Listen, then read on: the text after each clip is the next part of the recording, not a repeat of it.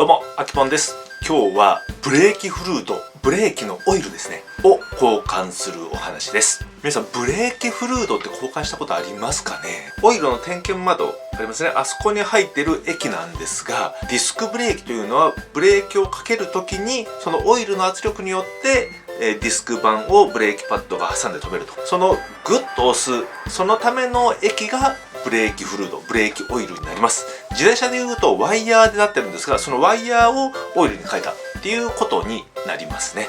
そのブレーキオイルがだんだん劣化していくんですね。その劣化をするとなぜいけないのかということなんですが、中に入ってればいいじゃんって思うんですけども、ブレーキのオイルっていうのは液体なんで、液体の中には必ず空気が混ざってるんですね。それでブレーキをかけるとブレーキが熱を発するんで、その熱によってオイルが沸騰するんですね。水を沸騰させるとブクブク泡が出るのがわかると思うんですが、中に入ってる気体が外へ出されるんですが、オイルの中にも若干それが入ってて、それが沸騰するとオイルの中に空気の層ができて、ブレーキをグッとかけてもその空気がビヨンビヨンってバネみたいになってかからなくなると。そうするとブレーキは当然効かないので、非常に危ないことになるために、ブレーキフルードが劣化したら交換しなければいけないということになります。で、基本的にはそのまんまではなかなか劣化していかないんですが、年数が経つと外の空気が中に入ってきて、その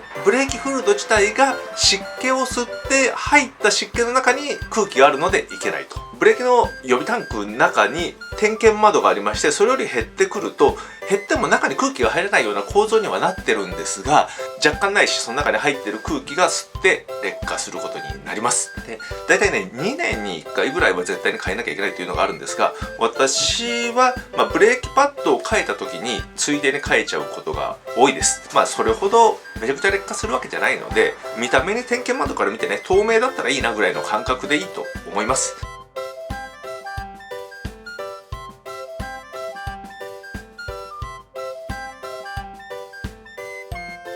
ブレーキオイルはフロントとリアとありますので、それぞれ別々にタンクがありますので交換していきましょう。それで今回そのブレーキオイルと一緒にクラッチもね、オイルになってるやつがあるんですね。ワイヤーのもありますが、私のはやぶさの場合オイルになってまして、それも同じオイルでついでに交換しちゃおうかなと思います。その時に、交換するオイルなんですが、いろんなものがいっぱい売ってるんで、どれを選んでもらってもいいと思うんですが、ドット4と4って書いてあるやつがあるんですが、それを選んでもらえばいいと思います。このドットっていうのはオイルの沸点を表して1から5まであるんですが、123は今ほぼ売ってないです。4か5っていうことになると思います。数字が大きくなるほど沸点が高いんですね。でも沸点が高い分だけ早く劣化して早く水分を吸収しちゃうということで、ほぼ